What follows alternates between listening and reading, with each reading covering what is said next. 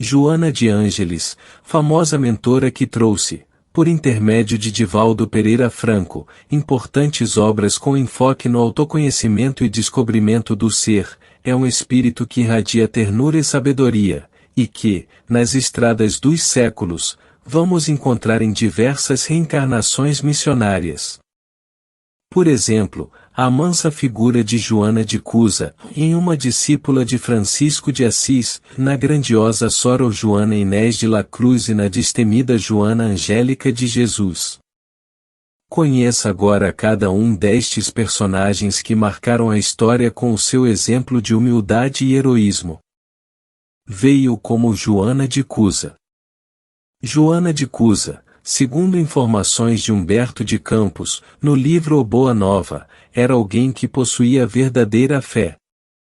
Narra o autor que, dentre a multidão que invariavelmente acompanhava Jesus nas pregações do lago, achava-se sempre uma mulher de rara dedicação e nobre caráter, das mais altamente colocadas na sociedade de Cafarnaum. Tratava-se de Joana, consorte de Cusa, intendente de Antipas, na cidade onde se conjugavam interesses vitais de comerciantes e de pescadores. O seu esposo, alto funcionário de Herodes, não lhe compartilhava os anseios de espiritualidade, não tolerando a doutrina daquele mestre que Joana seguia com afinado amor. Guardada ao peso das obrigações domésticas, angustiada pela incompreensão e intolerância do esposo, buscou ouvir a palavra de conforto de Jesus que, ao invés de convidá-la a engrossar as fileiras dos que o seguiam pelas ruas e estradas da Galileia, aconselhou-a a segui-lo à distância, servindo-o dentro do próprio lar, tornando-se um verdadeiro exemplo de pessoa cristã, no atendimento ao próximo mais próximo, seu esposo. A quem deveria servir com amorosa dedicação, sendo fiel a Deus, amando o companheiro do mundo como se fora seu filho. Jesus traçou-lhe um roteiro de conduta que lhe proporcionou viver com resignação o resto de sua vida. Mais tarde, tornou-se mãe. Com o passar do tempo, as atribuições se foram avolumando. O esposo, após uma vida desventurada, faleceu, deixando Joana sem recursos e com o filho para criar. Corajosa, buscou trabalhar.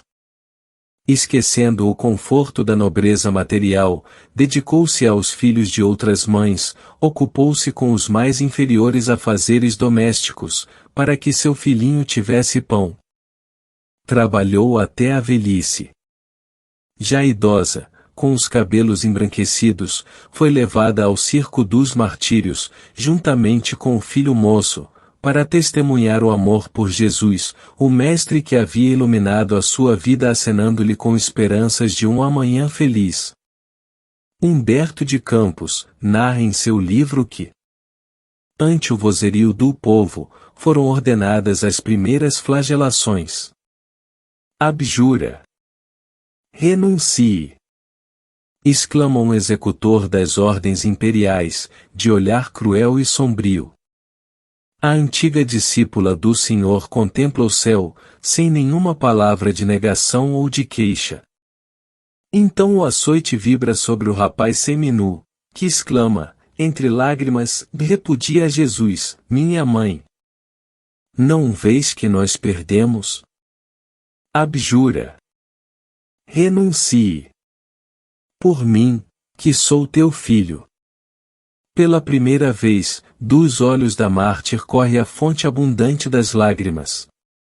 As rogativas do filho são espadas de angústia que lhe retalham o coração. Após recordar sua existência inteira, responde: Cala-te, meu filho. Jesus era puro e não desdenhou o sacrifício. Saibamos sofrer na hora dolorosa, porque, acima de todas as felicidades transitórias do mundo, é preciso ser fiel a Deus. Logo em seguida, as labaredas consomem o seu corpo envelhecido, libertando-a para a companhia do seu mestre, a quem tão bem soube servir e com quem aprendeu a sublimar o amor.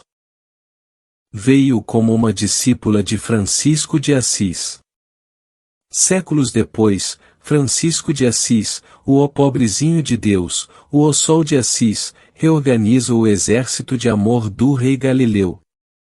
Ela também se candidata a viver com ele a simplicidade do Evangelho de Jesus, que a tudo ama e compreende, entoando a canção da fraternidade universal. Veio como soror Joana Inés de la Cruz. No século XVII, ela reaparece no cenário do mundo, para mais uma vida dedicada ao bem. Renasce em 1651 na pequenina San Miguel Nepantla, a cerca de 80 quilômetros da cidade do México, com o nome de Joana de Asbage y Ramírez de Santillana, filha de pai basco e mãe indígena. Após 3 anos de idade, fascinada pelas letras, ao ver sua irmã aprender a ler e escrever, engana a professora e diz-lhe que sua mãe mandara pedir-lhe que a alfabetizasse. A mestra, acostumada com a precocidade da criança, que já respondia às perguntas que a irmã ignorava, passa a ensinar-lhe as primeiras letras. Começou a fazer versos aos 5 anos. Aos 6 anos, Joana dominava perfeitamente o idioma pátrio, além de possuir habilidades para a costura e outros afazeres comuns às mulheres da época. Soube que existia no México uma universidade e empolgou-se com a ideia de, no futuro, poder aprender mais e mais entre os doutores. Em conversa com o pai, confidenciou suas perspectivas para o futuro.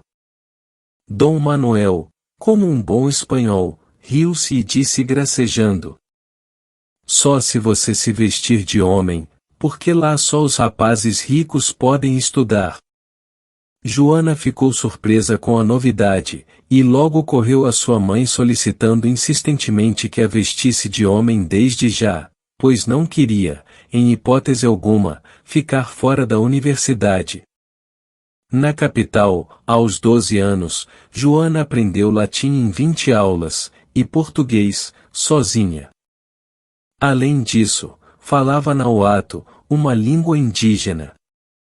O Marquês de Mancera, querendo criar uma corte brilhante, na tradição europeia, convidou a menina prodígio de 13 anos para a dama de companhia de sua mulher.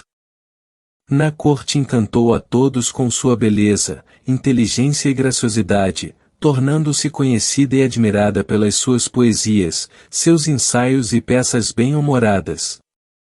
Um dia, o vice-rei resolveu testar os conhecimentos da vivaz menina e reuniu 40 especialistas da Universidade do México para interrogá-la sobre os mais diversos assuntos. A plateia assistiu, pasmada, aquela jovem de 15 anos responder, durante horas, ao bombardeio das perguntas dos professores. E tanto a plateia como os próprios especialistas aplaudiram-na, ao final, ficando satisfeito o vice-rei. Mas, a sua sede de saber era mais forte que a ilusão de prosseguir brilhando na corte. A fim de se dedicar mais aos seus estudos e penetrar com profundidade no seu mundo interior, numa busca incessante de união com o divino, ansiosa por compreender Deus através de sua criação, resolveu ingressar no convento das Carmelitas Descalças, aos 16 anos de idade. Desacostumada com a rigidez ascética, adoeceu e retornou à corte. Seguindo a orientação de seu confessor, foi para a Ordem de São Jerônimo da Conceição, que tem menos obrigações religiosas, podendo dedicar-se às letras e à ciência. Tomou o nome de Soror Joana Inês de la Cruz. Na sua confortável cela, cercada por inúmeros livros, globos terrestres, instrumentos musicais e científicos, Joana estudava, escrevia seus poemas, ensaios, dramas, peças religiosas, cantos de Natal e música sacra. Era frequentemente visitada por intelectuais europeus e do Novo Mundo, intercambiando conhecimentos e experiências. A linda monja era conhecida e admirada por todos, sendo os seus escritos popularizados não só entre os religiosos, como também entre os estudantes e mestres das universidades de vários lugares. Era conhecida como a monja da biblioteca. Se imortalizou também por defender o direito da mulher de ser inteligente, capaz de lecionar e pregar livremente. Em 1695, houve uma epidemia de peste na região. Joana socorreu durante o dia e a noite as suas irmãs religiosas que, juntamente com a maioria da população, estavam enfermas. Foram morrendo, aos poucos, uma a uma das suas assistidas. Quando não restava mais religiosas, ela, abatida e doente, tombou vencida, aos 44 anos de idade. Veio como Joana Angélica. Passados 66 anos do seu regresso à pátria espiritual, retornou, agora na cidade de Salvador na Bahia, em 1761, como Joana Angélica, filha de uma rica família. Aos 21 anos de idade ingressou no convento da Lapa, como franciscana, com o nome de Sor Joana Angélica de Jesus, fazendo profissão de irmã das religiosas reformadas de Nossa Senhora da Conceição. Foi irmã, escrivã e vigária, quando, em 1815, tornou-se abadesa e, no dia 20 de fevereiro de 1822, defendendo corajosamente o convento, a casa do Cristo, assim como a honra das jovens que ali moravam, foi assassinada por soldados que lutavam contra a independência do Brasil. Nos planos divinos, já havia uma programação para esta sua vida no Brasil, desde antes, quando reencarnara no México. Daí sua facilidade extrema para aprender português. É que, nas terras brasileiras, estavam reencarnados, e reencarnariam brevemente, espíritos ligados a ela, almas comprometidas com a lei divina, que faziam parte de sua família espiritual e aos quais desejava auxiliar. Dentre esses afeiçoados a Joana de Ângeles, destacamos Amélia Rodrigues, educadora, poetisa, romancista, dramaturga, oradora e contista que viveu no fim do século passado ao início deste. Joana na espiritualidade. Quando, na metade do século XIX, as potências do céu se abalaram, e um movimento de renovação se alastrou pela América e pela Europa, fazendo soar aos quatro cantos a canção da esperança com a revelação da vida imortal, Joana de Ângeles integrou a equipe do Espírito da Verdade, para o trabalho de implantação do cristianismo rejuvenescido, do Consolador prometido por Jesus. E ela, no livro Após a Tempestade, em sua última mensagem, referindo-se aos componentes de sua equipe de trabalho diz: quando se preparavam os dias da codificação espírita, que se convocavam trabalhadores dispostos à luta, quando se anunciavam as horas preditas, quando se arregimentavam ceareiros para a terra, escutamos o convite celeste e nos apressamos a oferecer nossas poucas forças, quanto nós mesmos, a fim de servir, na ínfima condição de sulcadores do solo onde deveriam cair as sementes de luz do Evangelho do Reino. Em O Evangelho segundo o Espiritismo, vamos encontrar duas mensagens assinadas por um espírito amigo. A primeira, no capítulo 9, item 7 com o título A Paciência. A segunda no capítulo 18 itens 13 e 15 intitulada O Dar-se-á àquele que tem. Se observarmos bem, veremos a mesma Joana que nos escreve hoje, ditando no passado uma bela página, como um modelo das nossas atitudes, em qualquer situação. No mundo espiritual, Joana estagia numa bonita região, próxima da crosta terrestre. Quando vários espíritos ligados a ela, antigos cristãos equivocados se preparavam para reencarnar, reuniu a todos e planejou construir na terra, sob o céu da Bahia no Brasil, uma cópia, embora imperfeita, da comunidade onde estagiava no plano espiritual, com o objetivo de redimir os antigos cristãos, criar uma experiência educativa que demonstrasse a viabilidade de se viver numa comunidade realmente cristã, nos dias atuais. Espíritos gravemente enfermos, não necessariamente vinculados aos seus orientadores encarnados, viriam na condição de órfãos, proporcionando oportunidade de se retratarem, ao tempo em que, eles próprios, se iriam liberando das injunções kármicas mais dolorosas e avançando na direção de Jesus.